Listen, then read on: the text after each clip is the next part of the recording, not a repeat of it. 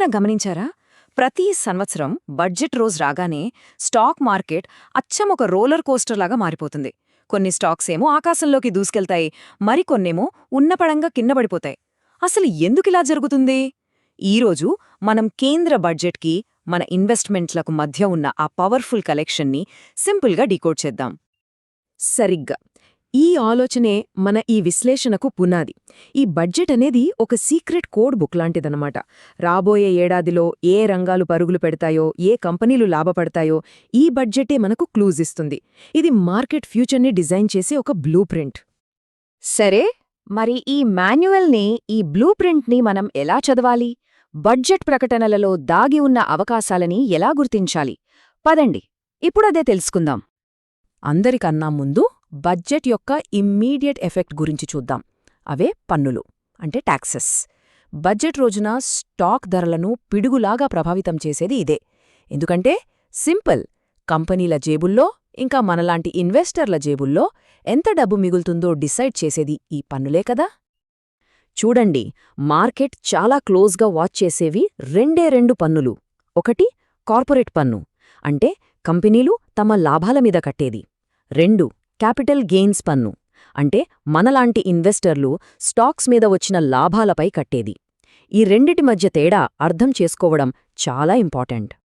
Okay, ముందుగా corporate పన్ను గురించి మాట్లాడుకుందాం. పన్నులో ఒక చిన్న మార్పు ఒక కంపెనీ లాభాలని రాత్రికి రాత్రే ఎలా మార్చేస్తుందో ఒక సింపుల్ ఎగ్జాంపుల్తో చూద్దాం. ఇది చాలా పవర్ఫుల్. చూశారు కదా ఎంత సింపులో? ఇక్కడ కంపెనీ ₹1 కూడా ఎక్స్ట్రా అమ్మలేదు. అయినా సరే జస్ట్ ప్రభుత్వం పన్ను తగ్గించడం వల్ల దాని ప్రాఫిట్ వెంటనే ₹5 పెరిగింది.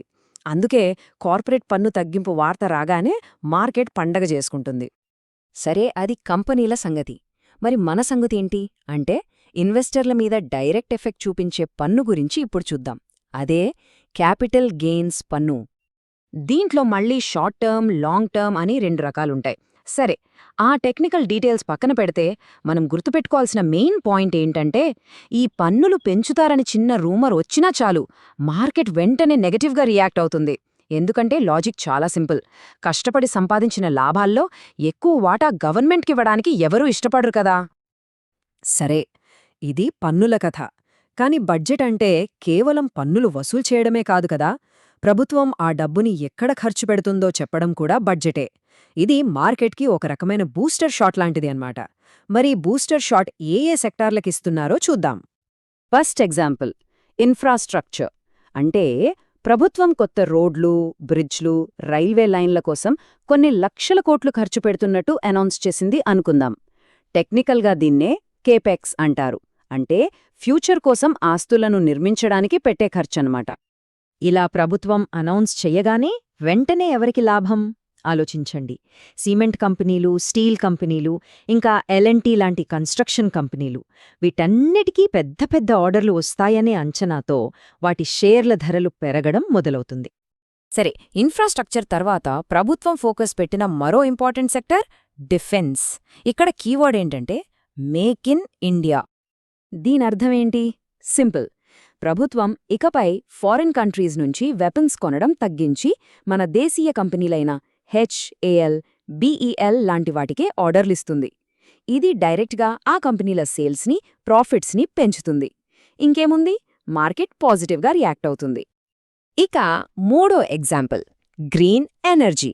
అంటే పర్యావరణాన్ని కాపాడటం కోసం ప్రభుత్వం ఎలక్ట్రిక్ వెహికల్స్ అంటే ఈవీస్కి, సోలార్ ప్యానెల్స్కి సబ్సిడీలిస్తున్నట్టు ప్రకటించింది అనుకుందాం. ఈ సబ్సిడీలివ్వడం వల్ల ఏమవుతుంది? ఎలక్ట్రిక్ కార్ల ధరలు తగ్గుతాయి, సోలార్ ప్యానెళ్ల ధరలు తగ్గుతాయి. అప్పుడు మనలాంటి వాళ్లు వాటిని ఎక్కువగా కొంటారు. సో రిజల్ట్ ఏంటి? టాటా మోటార్స్ లాంటి ఈవీ కంపెనీలు, టాటా పవర్ లాంటి సోలార్ కంపెనీల సేల్స్ అమాంతం పెరిగి వాటి స్టాక్స్ కూడా లాభపడతాయి. ఓకే, ఇప్పటిదాకా మనం ఒక్కో సెక్టర్ మీద బడ్జెట్ ఎఫెక్ట్ ఎలా ఉంటుందో చూసాం. ఇప్పుడు కొంచెం జూమ్ అవుట్ చేసి బిగ్ పిక్చర్ చూద్దాం.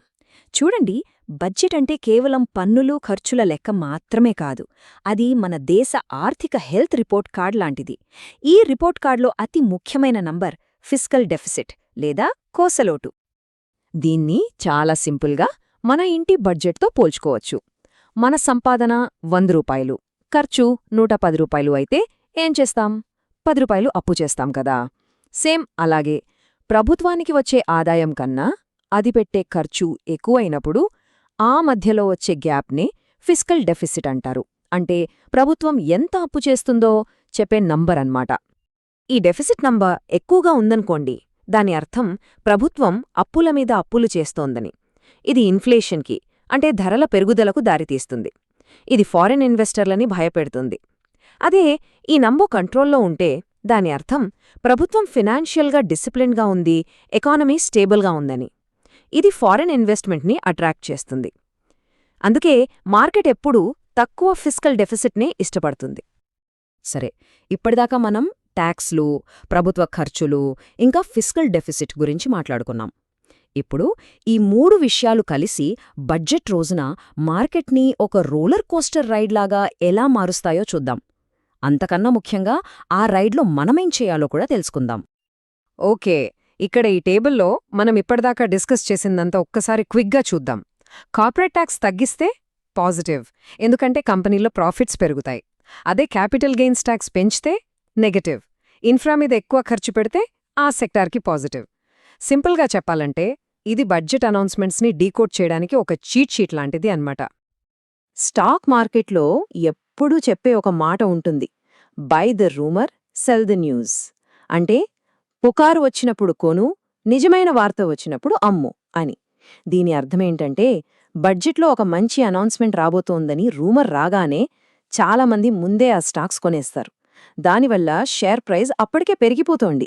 ఇక బడ్జెట్ రోజున ఆ న్యూస్ నిజంగా బయటికి రాగానే వాళ్లంతా ప్రాఫిట్స్ బుక్ చేసుకుని అమ్మేస్తారు. అందుకే కొన్నిసార్లు మంచి న్యూస్ వచ్చినా సరే స్టాక్ ధర పడిపోవడానికి కారణం ఇదే.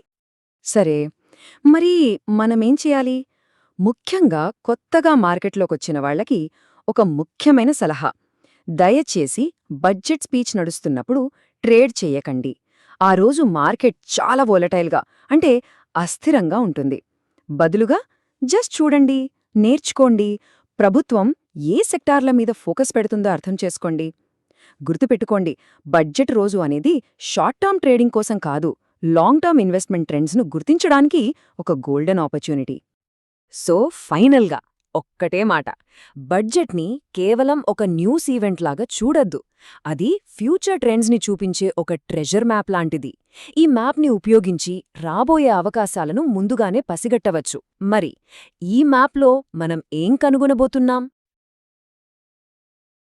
If you liked any point, please hit like. If you liked multiple points, leave a comment. And if you want more informative points, subscribe and turn on the bell button.